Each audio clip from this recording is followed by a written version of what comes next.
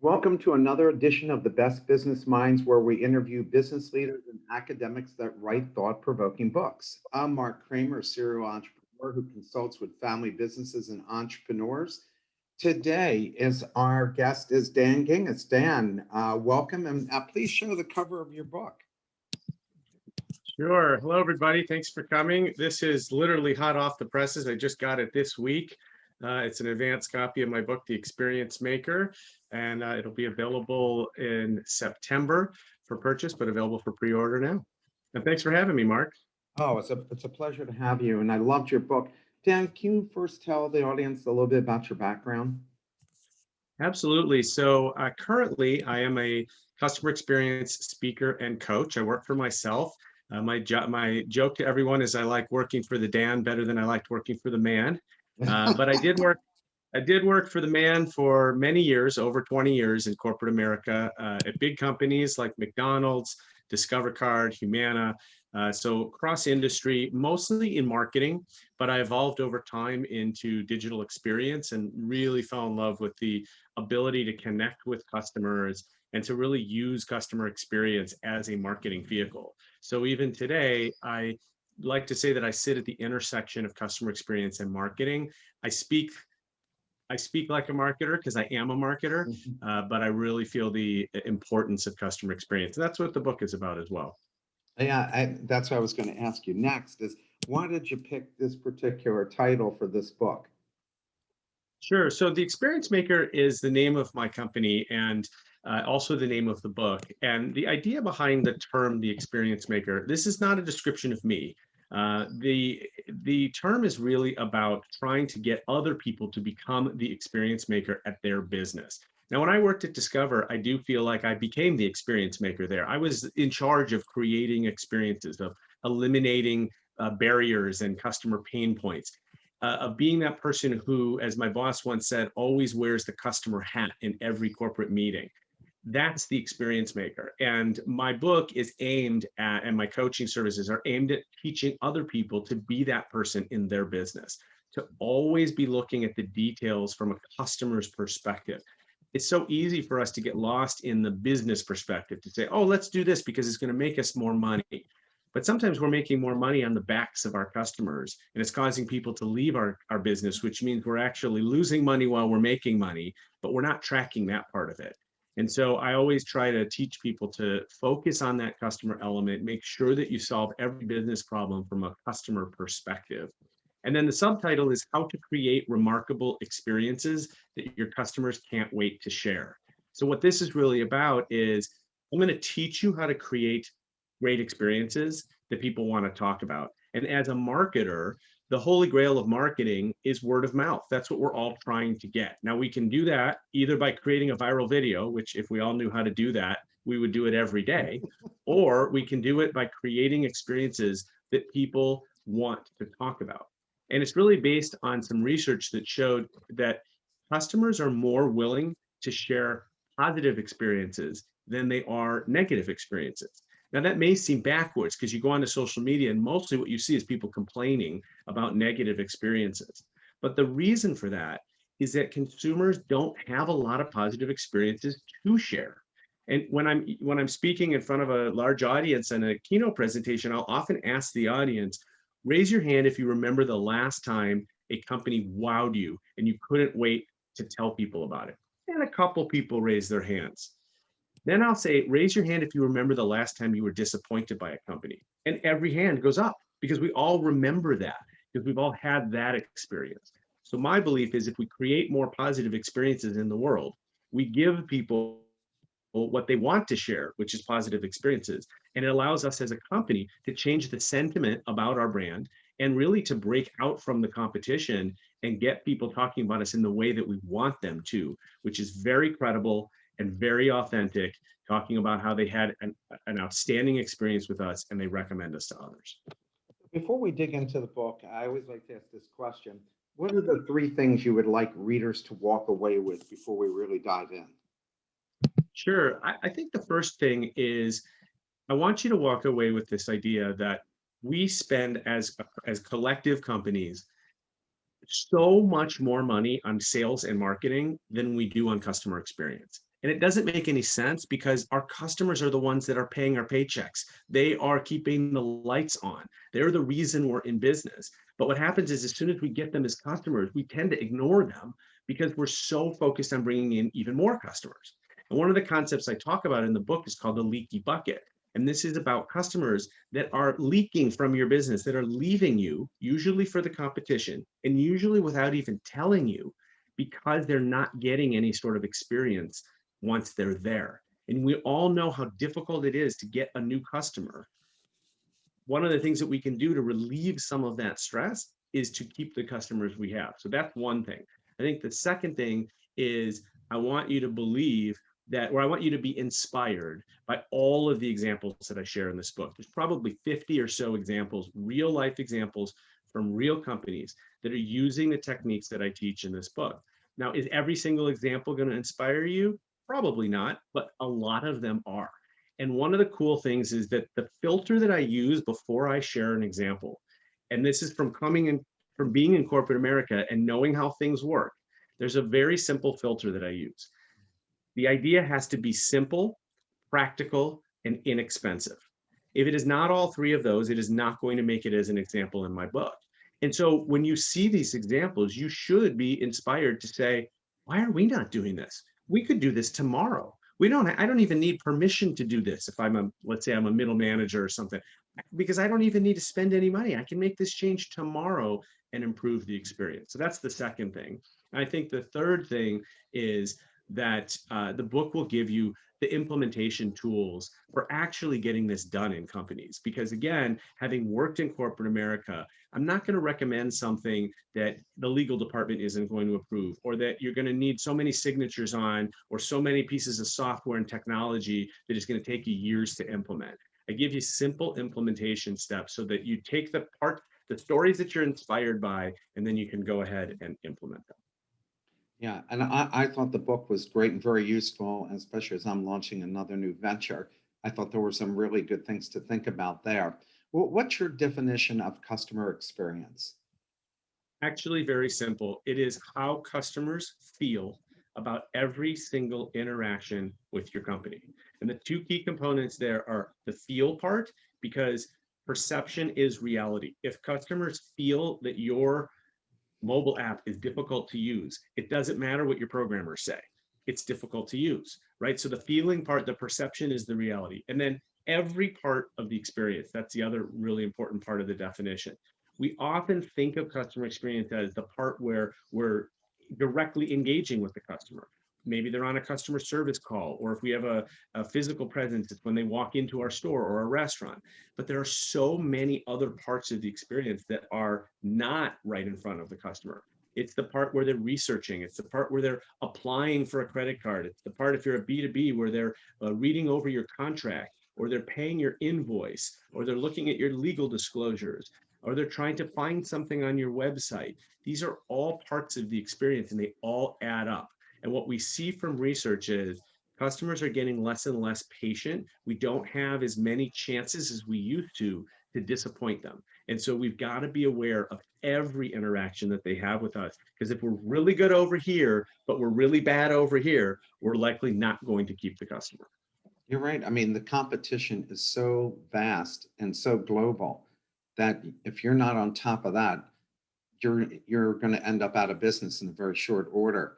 You write in the introduction, there are three groups that every leader should focus on. Who are they? Who are they, and why? Yeah, so the book is really aimed at what I said in the introduction is I wanted you to think about these three groups of people as you were looking at these examples. So I want you to think of it through their lens. The first is employees, and employees are so important because the good thing about customer experience versus something like price or product is that customer experience by definition is going to be unique because our employees are unique. Only our company has our employees. And so customer experience is a lot tougher to copy, which is why it is such a great competitive advantage. But we have to think about our employees as we build the experience, because number one, happy employees equal happy customers. We cannot expect we cannot expect employees to deliver a great experience if we're not delivering a great experience for them. And that has become even more acute during the pandemic when we've been separated from employees. Number two is that it's the employees that are often the ones that are empowered to deliver on that experience. And so we need to make sure they have the tools and the training and the feeling of empowerment to be able to solve problems for our customers. The second group is obviously customers, right? That's who we're doing this for. And so we want to think about our customers as we're building all of this. The third group is only for B2B companies, but it's the customers of your customers. Because eventually, what is often happening is the experience that we are creating for our B2B customers is often then redelivered to their customers. If we're not thinking about how to make things easy for their customers, then we're missing an opportunity to help them be better. And when we help them be better, they need our services more, they continue to do business with us. So when we sell to a business, we've got to understand who their customers are as well, so that we're delivering a great experience for both our client, our direct client, and their customers.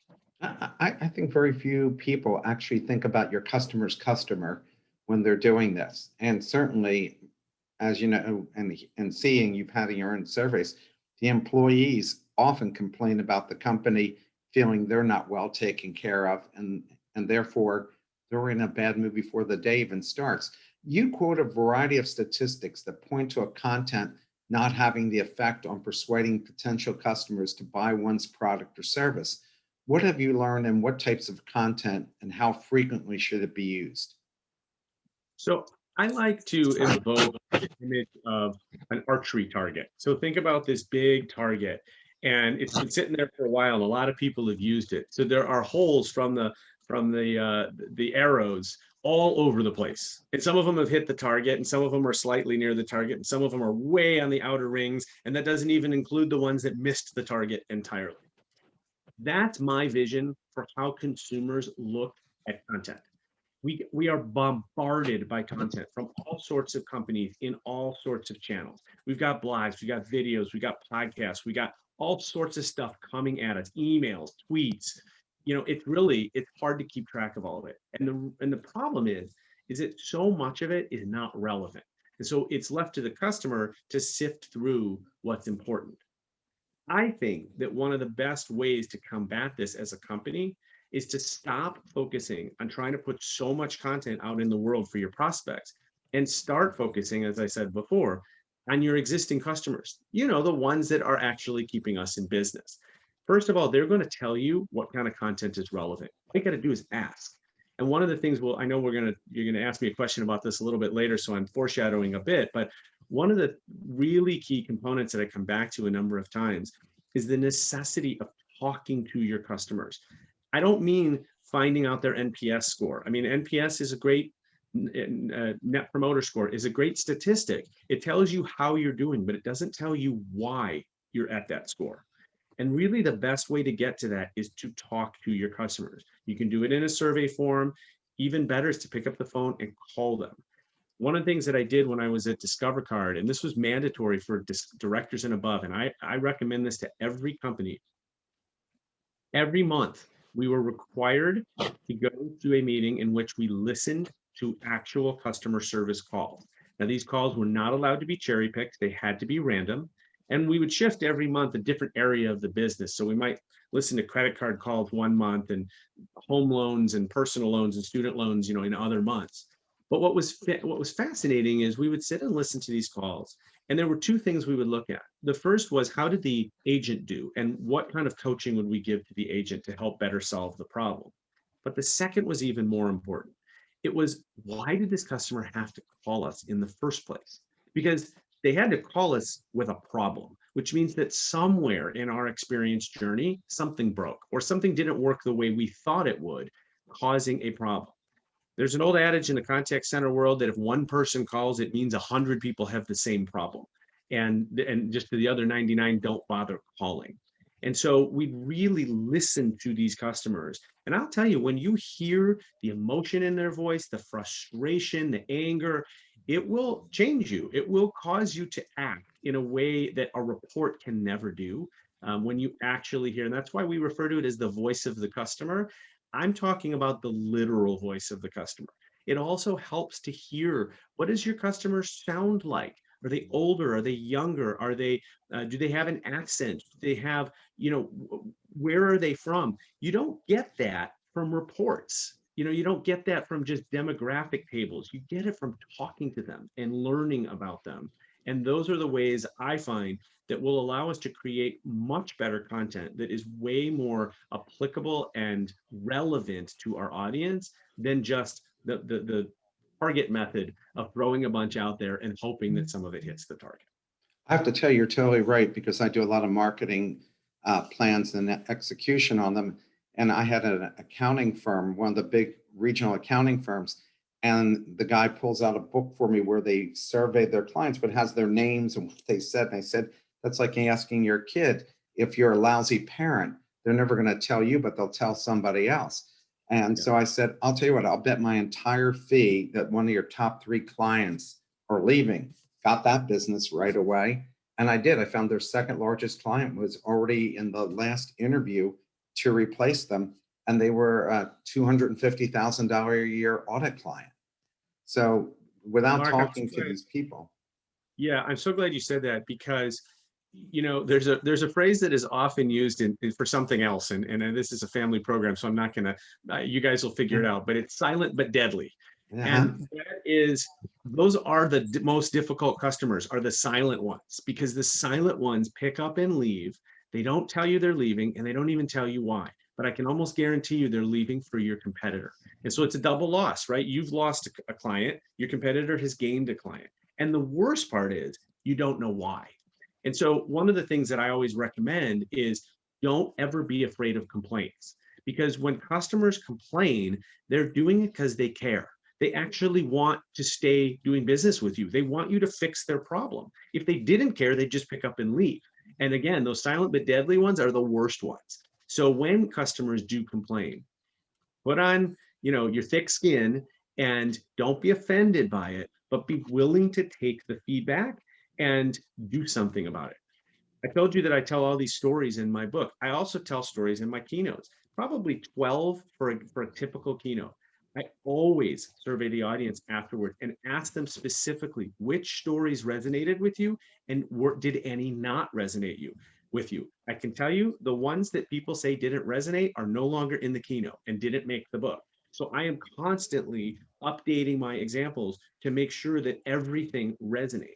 And I ask for that feedback. Look, I love all the examples. That's why I share them. But I'm not offended if somebody says, Dan, that one didn't really work with me.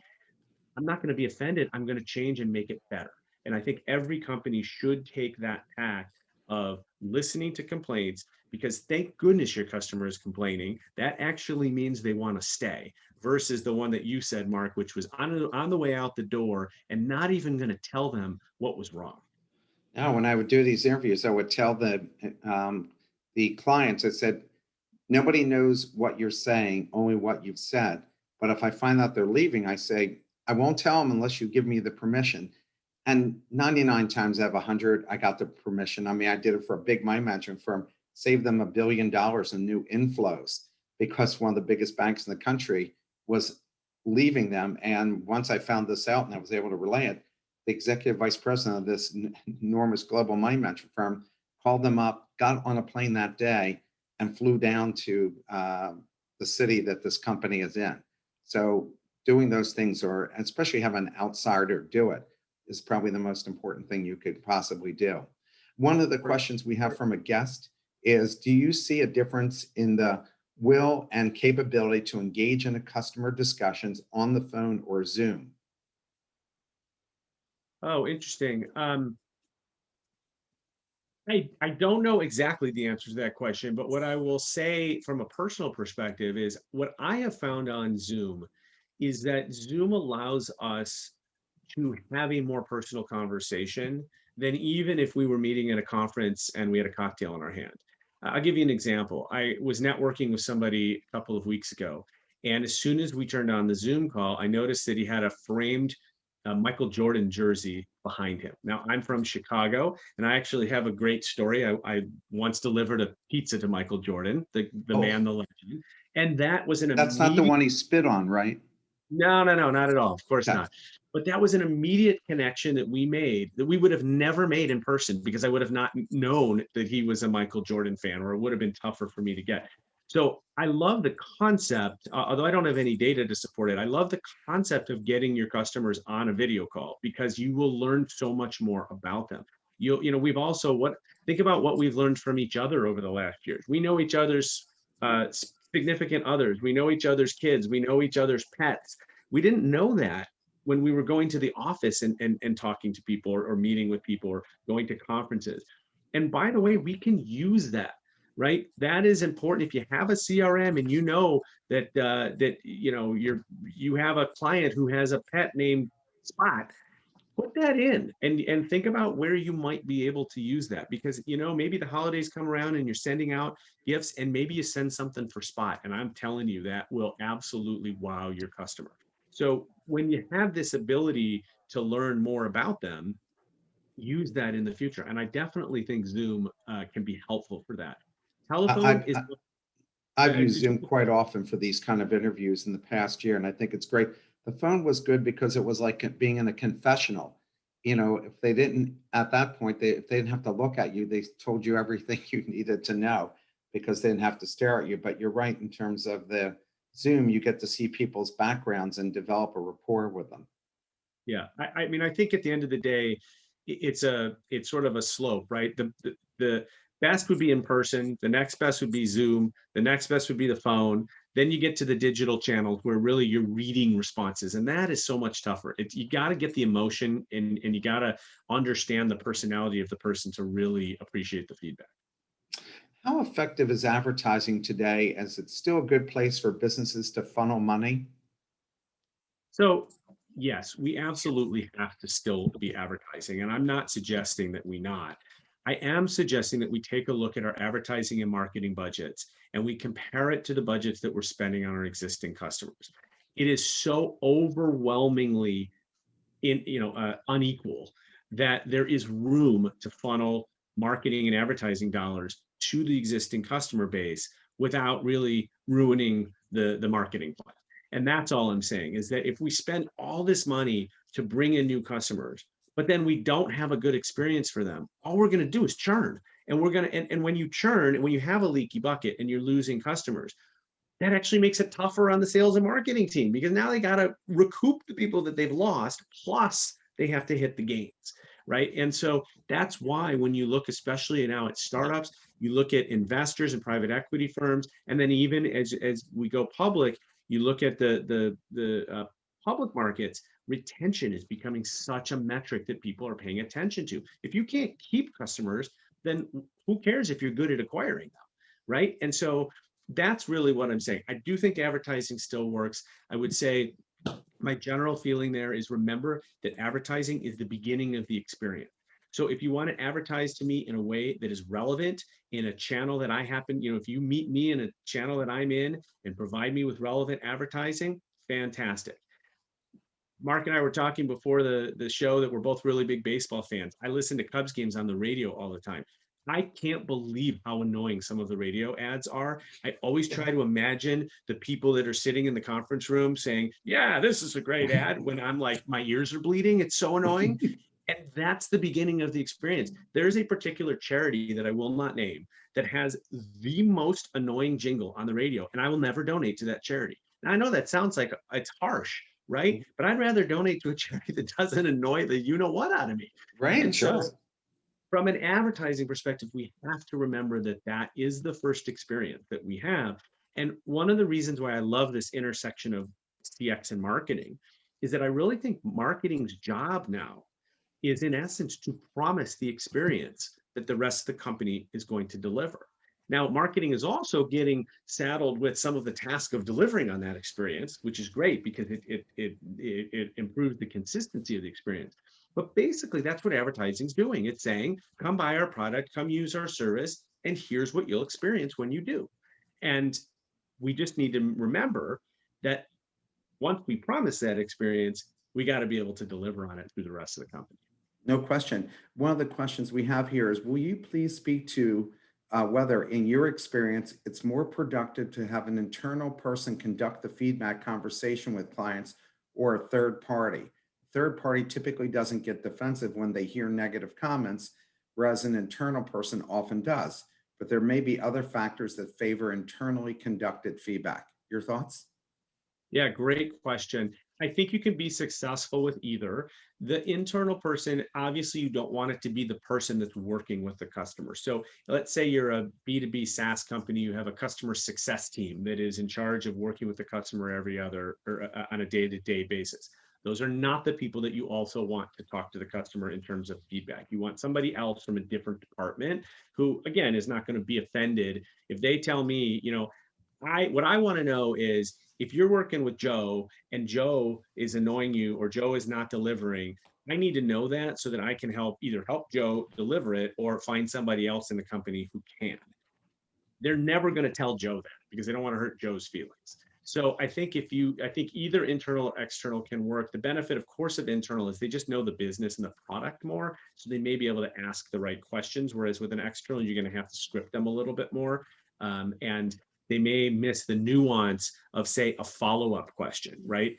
They may have a list of questions, but they're not going to know the follow-up questions to ask depending on the customer answer. So I've seen both work. Again, the important part is getting out there and getting the feedback. And then also, when I was when I was in corporate America, far too often I would get customer feedback as just a written report. I remember when I started at Discover, we had a mechanism on the website where people could leave feedback. There's a bottom right corner. There's a little mechanism where you could leave feedback on any page on the website. We had 50 million logins a month. So on a daily basis, we would get hundreds of pieces of feedback. Now, I would get that on a daily report. There'd be days where I wouldn't have time to go through it. And then the next day I've got 2 daily reports to go over. And then the next day I've got 3. And you probably know how that feels. Eventually you just say, okay, forget the last 3 days. I'm going to catch up on today. But also that daily report, unless everyone was complaining about the same thing, it didn't give me any trends. It didn't help me figure out what to do. It, would tell me if something was on fire, but it really didn't tell me, oh, there's been this sort of slow simmering problem that's been going on one of our pages for weeks. And we only get a complaint or two a week, but these are our best customers that are complaining about it. It doesn't give you any of that. One of the things that I did to combat that was in that little survey mechanism. We asked a quantitative question. We said, how easy was it to do business with us today? And after about 6 weeks of collecting that data, instead of the daily report, I asked for a report that was sorted by page by the results of that question. So I said, tell me all the pages that our customers are saying are the most difficult, because I want to know why. Now, the number one page that turned out to be the most difficult was a really important page. It was the page where we asked people to refer their friends to Discover in order to get, a $50 bonus for both of them. Well, when I looked only at the written feedback for that page, it became crystal clear what the problem was. There was a single browser where the submit button wasn't showing up. So people were putting in the names and emails of their friends and then they couldn't do anything. Sounds pretty annoying, right? We fixed that with maybe 10 minutes of coding time. And the how easy was it to do business question immediately went back to normal on that page.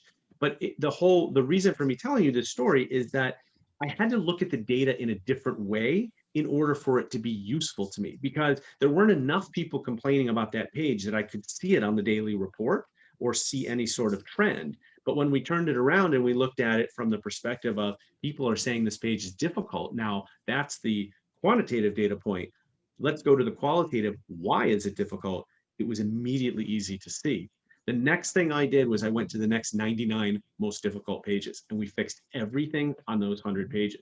And it is no coincidence that that was the first year in history that Discover won the J.D. Power Award for customer satisfaction, beating out Amex, which is a fantastic company known for customer experience. And Amex had won that award every year that the award was given. And that was the first year that we finally took it. So this stuff works. It's just that you got to be willing to dig into the details. Well, I think you should go to Orbitz because I think that should be a new client of yours because they're never close to a JD Power Award from my Okay. experience with these I'll take guys. an introduction. Yeah, yeah, I'll have to find you the right person. You provide stats and anecdotes about why a variety of marketing tactics, especially social media, are misused. I would like to hear your thoughts on what industries should use or not use in the following: Twitter, Instagram, LinkedIn, YouTube video, Vimeo, along with any others you would like to mention. Yeah, so let me talk about social broadly first, because I do think that this applies to all those channels. When I first got into social media as a marketer, the thing that stuck out to me immediately was this is the first and only marketing channel where people can talk back to you. And I thought that was fascinating. Now, a lot of brands were terrified of that because when social media gave customers a voice, they used that voice and they told us what they thought, good, bad, and ugly. And as I said before, if we're not afraid of complaints, if we want to embrace that, social media is a gold mine of information.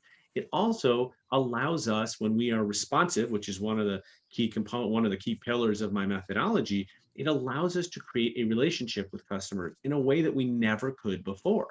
If you think about how did people communicate with brands in the past, even when I was growing up, I would write a letter to a brand. Maybe you would call a toll free number if you wanted to talk to somebody. But basically, those were the two communication methods. Now, someone can drop a tweet to us in a second and they can communicate with the brand. And the best part is, as brands, we can communicate back and we can establish this relationship. We can show customers that we care about them, that we're listening to them. So I still do not love social media as a marketing channel, but I think it is an incredible engagement channel. It is an incredible way to connect with the community that you've built of customers and to show prospects your brand's personality, what it's like to do business with you, the promise of the experience, et cetera. As to what channels you go into, that's going to depend completely on your business. When I worked for Humana, the main product that Humana sells is Medicare Advantage, which is an insurance product aimed at seniors. It didn't really matter that Humana wasn't on Snapchat because seniors are not hanging out on Snapchat. But boy, did we have to hang out on Facebook because we know grandma and grandpa are on Facebook, right? And so we had a great strategy behind Facebook that really allowed us to connect with lots of seniors there and frankly to target them with our marketing, let's be honest.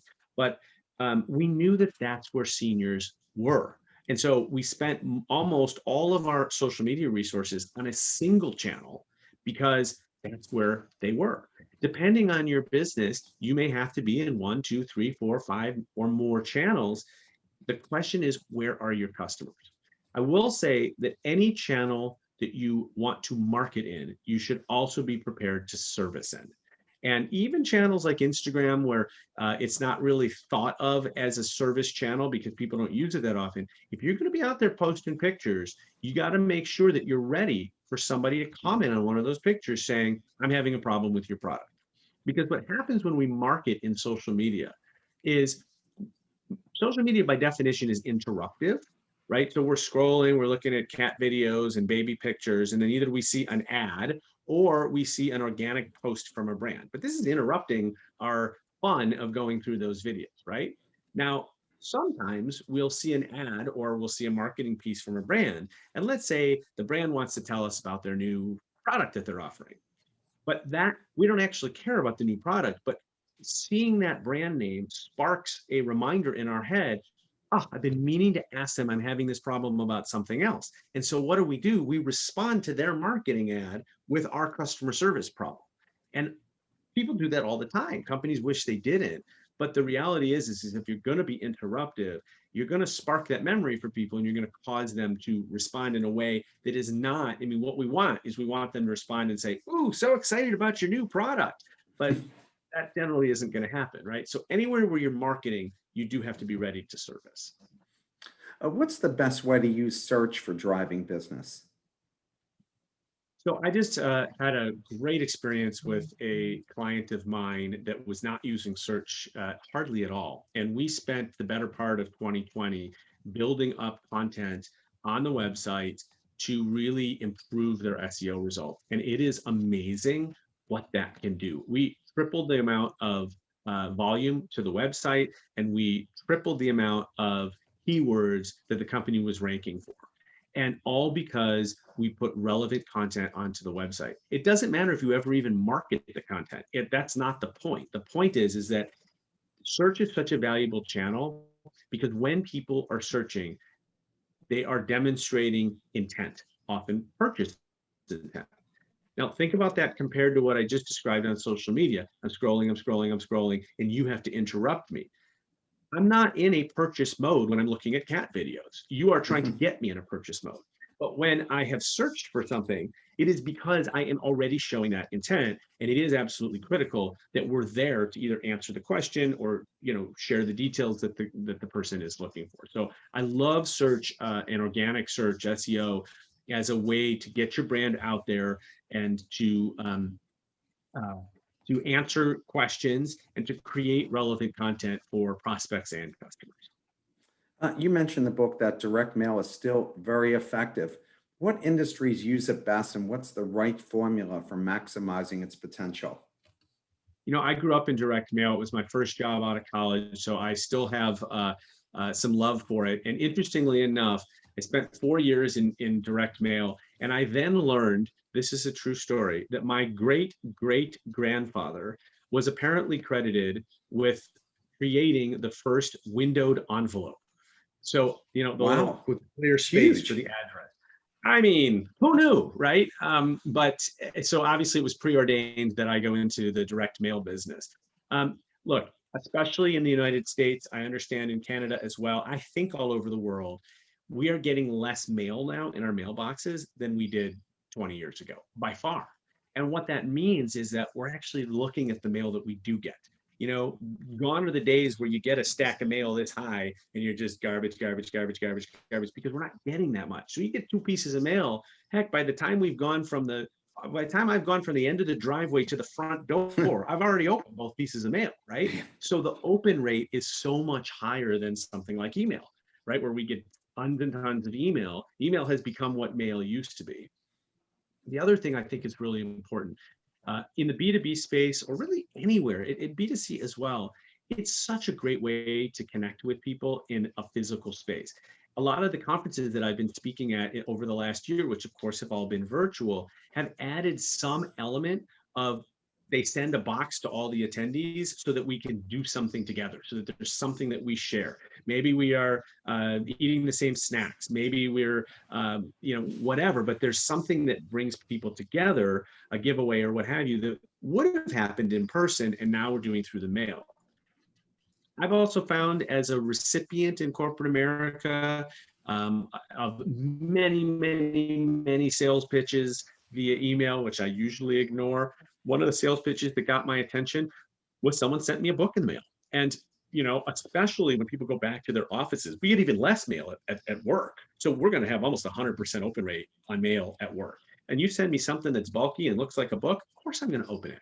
And not only that, even though I wasn't interested in the service, I at least did the person a solid and reached back out to them and said, hey, thanks so much for the book. I don't think it's going to work right now, whatever.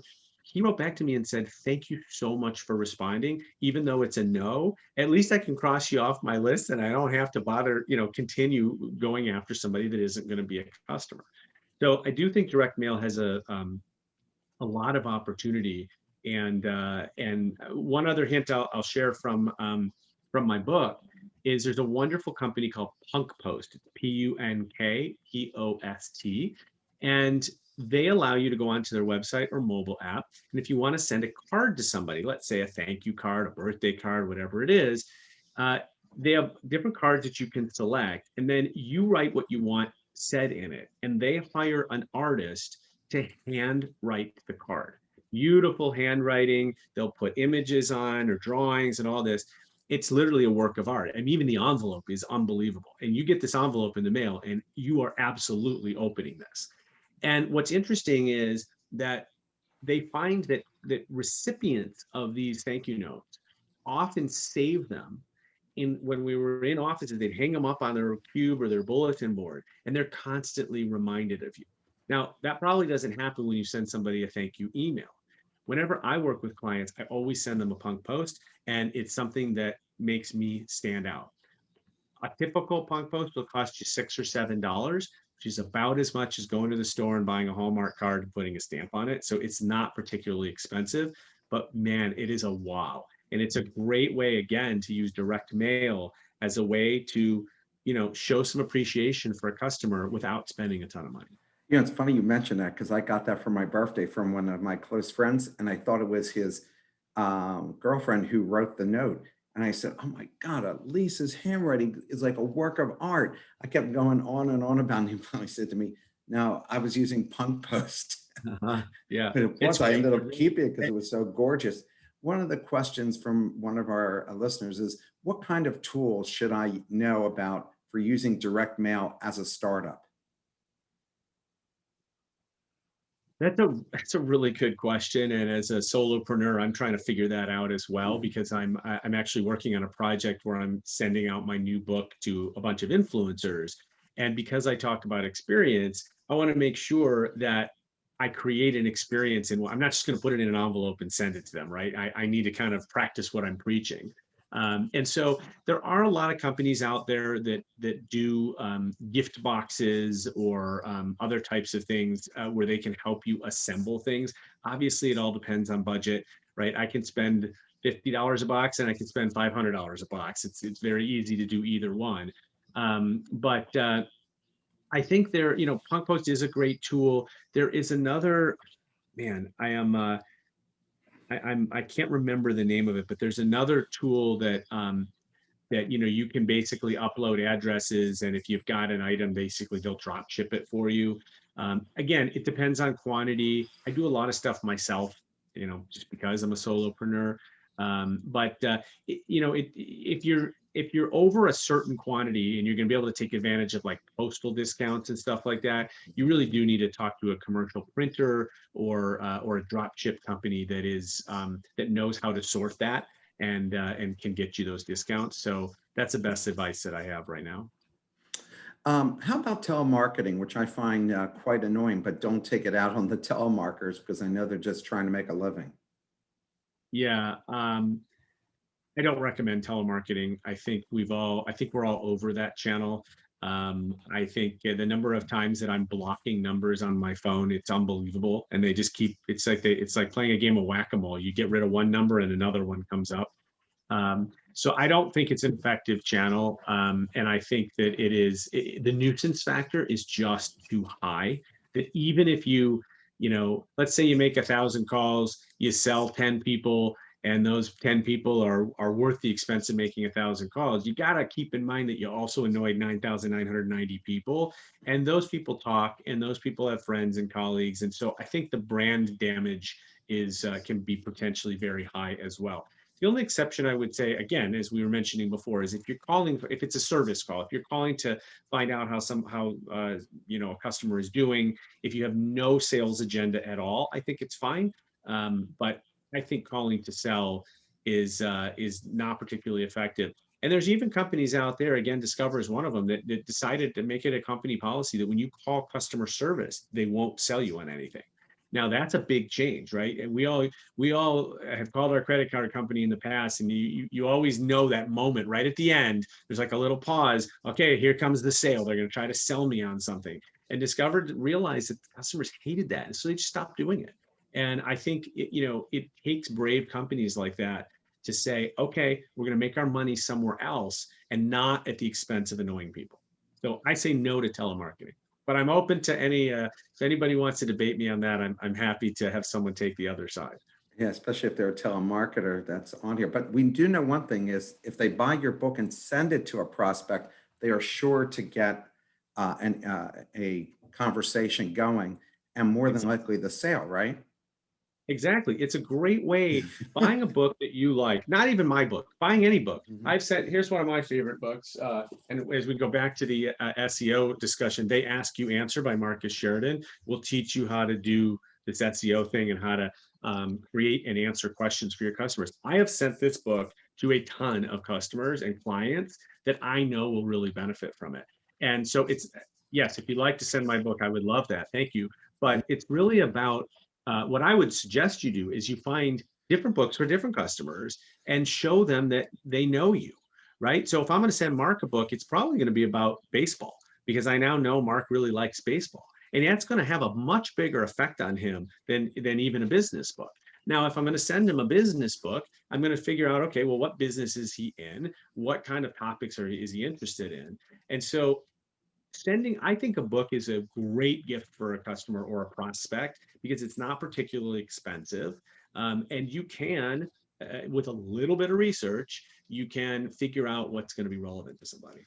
I have to tell you, that's worked really well for me. And I haven't sent my own books that I've written, but I think that one time there was a CEO in Philadelphia who ran a $1 billion company, and I saw that his great grandfather was a Duke grad, his grandfather was a Duke grad, his dad, him, and his dog was named Duke. So I assumed that he was really big into Duke. So Pretty good assumption. I bought the book about the '79 basketball team that lost to Kentucky. And I said, from one Duke fan to another. And I sent him that book. 2 weeks later, I got a call from his secretary inviting me for lunch. He wanted to meet this rabid Duke fan. This is before the internet. I had to go to the library and look up everything on Duke basketball. So I was prepared to have a real conversation, but that opened the door. And the other thing about sending books is that it shows that you're reading and thinking and constantly improving yourself. So it kind of Yes. makes a statement to people about this. Yeah. So I think it's only a win-win for everyone. You write your best source for marketing advice and input, and you talked about this earlier, are your current customers. What's the best way to solicit their opinion? Surveys, because we're all involved, CVS, whoever it is, gives us surveys, focus groups, and or having a small online roundtables. What works best to get this information? So again, I think it's a combination, right? I think surveys are great. One of my clients is a company called Get Feedback. They're owned by SurveyMonkey, and they do great work in terms of collecting feedback, and that can be both qualitative and quantitative. I still believe that in addition to that, there is nothing that replaces an actual face-to-face conversation with somebody, or Zoom conversation is fine in today's world. Because again, even in the best surveys, you can't hear their voice. You can't hear the frustration or the disappointment or the confusion or whatever it is. And when you hear that, I mean, just as a human, it will affect you. And I often left those call listening sessions thinking, man, like I want to help that person. And I want to make sure nobody ever calls with that feeling again, because that is not the feeling that we are trying to have the customers feel, right? Obviously, we're all trying to create good experiences for our customers. We want to make them happy. We want to make them buy more from us. Unfortunately, many companies are failing at that. And it's really the companies that are willing to understand where they're failing and really hear the details of it. So I think surveys are a great place to start. They will be what surveys will tell you is, first of all, quantitatively, how are you doing? And it'll also give you some sense of where to look for more detail. So let's say you're doing a survey in a bunch of different channels, and what you find is that the survey in the mobile app is getting significantly lower scores. Okay, now I might find some mobile app customers to actually talk to in a focus group so I can get more depth around what's causing the problem in the mobile app that people are not as satisfied with. How does a business provide an immersive experience? Yeah, so immersive is one of the 5 pillars in my book, and I have a little acronym to remember them called WISER, because I want to make you wiser than the competition. And WISER stands for witty, immersive, shareable, extraordinary, and responsive. Now, the first four, the WISE part, are about creating remarkable experiences. And then the responsive part is about what to do when people start talking about you in a positive way. You've got to be there to be part of the conversation. So immersive means 2 different things. The first part is creating an experience that people just feel, that they feel in their bones. The second part is creating a consistent experience so that every time I move from one place to another within the experience, it's consistent, it's clear, it's not choppy, it doesn't look like I've moved from one department to another. We know that the bigger companies get, the more siloed they get, but customers don't care about your org chart, right? Customers should not have to feel, oh, I just moved from the acquisition team to the retention team, right? They don't care about that. And so they need to have a consistent, smooth experience. So I give a bunch of examples about immersive experiences. One story that I love to tell is a company out of San Francisco called Imperfect Foods. It started as Imperfect Produce. I'm a very satisfied customer. What they do is they actually rescue fruit and vegetables from farms that would normally be thrown into the landfill because they don't meet the cosmetic standards of grocery stores. They might be too big, they might be too small, they might have some dents on them or some marks on them. They don't look pretty, and they box these up into a subscription service where every week I can go onto their site. I pick exactly the fruits and vegetables that I want. If you like kumquats, you can get them, and if you don't like them, you never have to see them. And sometimes the only thing that's wrong with them is that the farmer had excess, but even excess often gets thrown into the landfill. So what's awesome about this company is they have a great personality. They use their branding, all has these funky looking vegetables that are strange shaped, and they all have the little plastic googly eyes on them. And there's a billboard in downtown Chicago that says, "We'll help you get more dates." And there's two giant dates with the googly eyes. It's a good one. Really cute.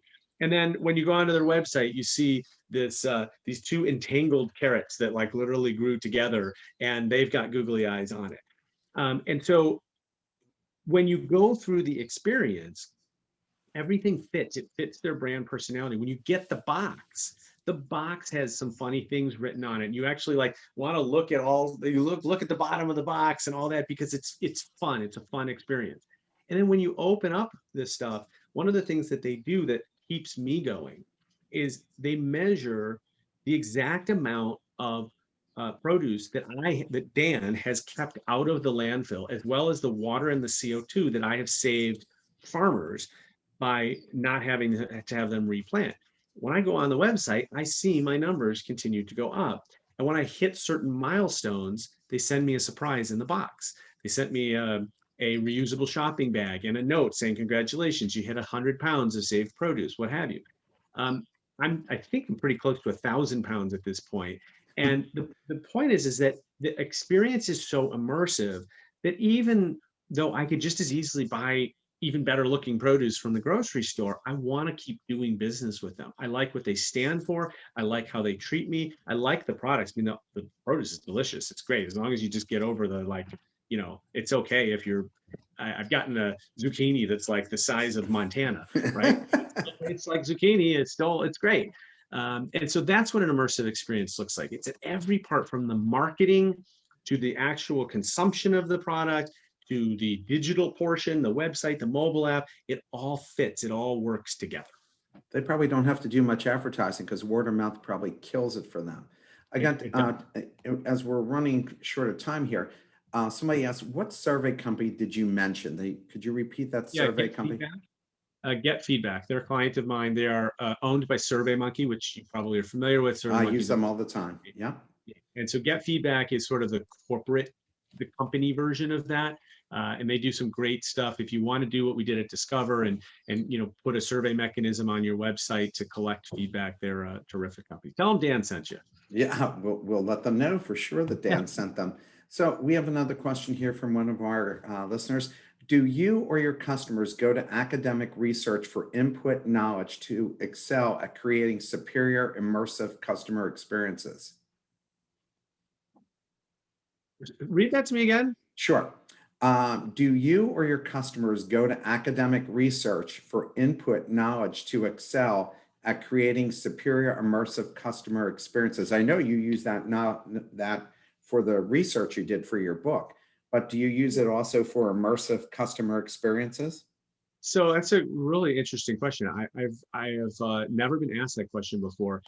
When I went to college, they didn't have any classes on customer service or customer experience. And so from an academic perspective, and even when I went to business school, which wasn't that long ago, there were not courses in it. I believe there are now. And so I think the academic part is growing.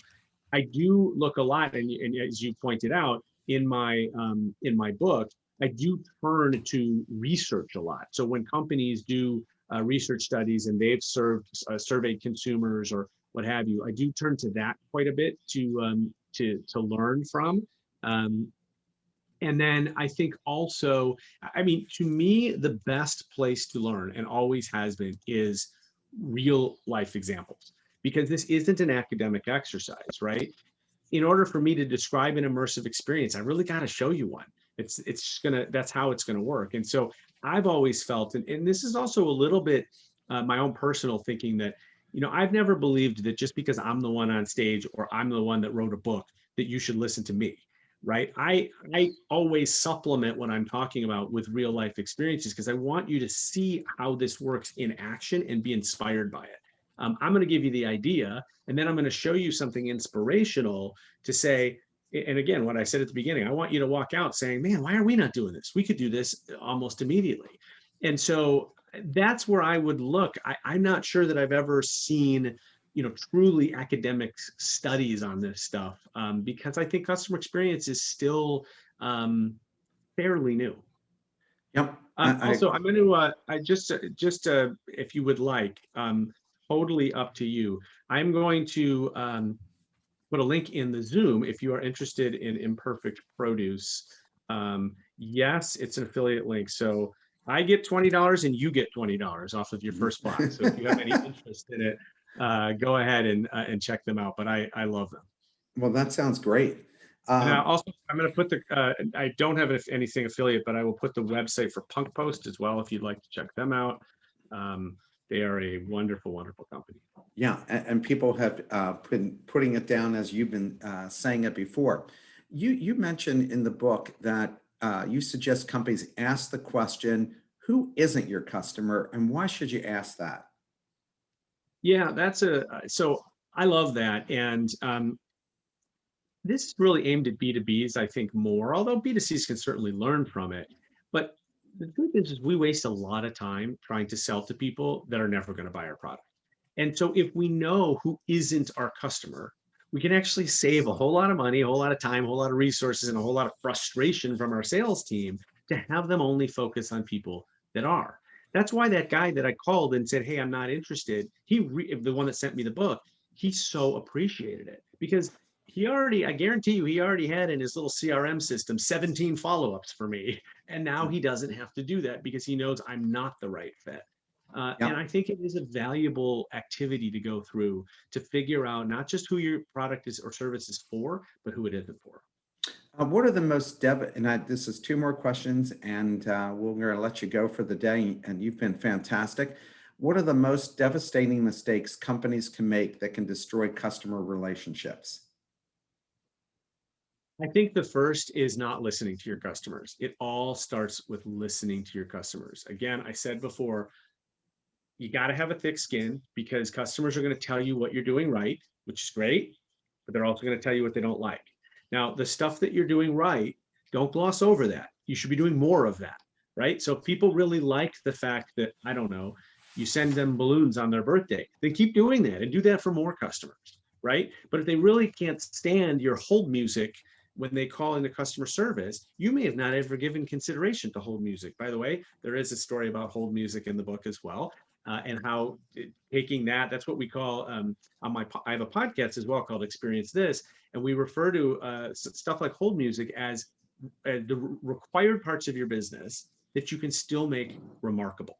So think of required parts of your business like contracts and invoices and hold messages and voicemails, and even like out of office email messages. We just did a really fun segment on some of the best out of office email messages. I just created, because I want to practice what I preach, a really fun error message on my website. So if you hit a bad page, you're going to get a fun message, right? These are all required parts of our business that there is no law that says you have to be boring. And so there are opportunities like that where you can create an experience where one doesn't necessarily exist. Here's our last question for you. What future technologies will have the biggest impact on attracting and retaining customers? Yeah, I think one of the ones that I'm seeing that is really, I think, making some waves is augmented reality. So augmented reality is different from virtual reality. Virtual reality, think about putting on the goggles and you go to a different space. Augmented reality is where you use your phone. And for example, I was recently buying new carpeting for my home. I take a picture of the room and I can immediately try different carpets in my room and see what it's going to look like. Or I'm buying furniture from IKEA and I can put the piece of furniture in the room. This is so cool. And especially in a time where we're not going into stores as much. But I think that is absolutely, you can do it for anything. You can do it for engagement rings. I mean, you pretty much can try on any clothing. You can look at any piece of furniture, anything in your home beforehand. I think that is a very, I think that technology is going to continue to grow because it just helps people envision things better. We're also painting my house, and I'll tell you that is scary, right? You don't want to pick the wrong paint and then have them put it all up and you hate it, right? So Yeah. being able to kind of look at it before they actually do the work is super helpful. So I definitely think that's a big one. Yeah, I'm seeing a lot of startups in that area as I run the Angel Venture Fair.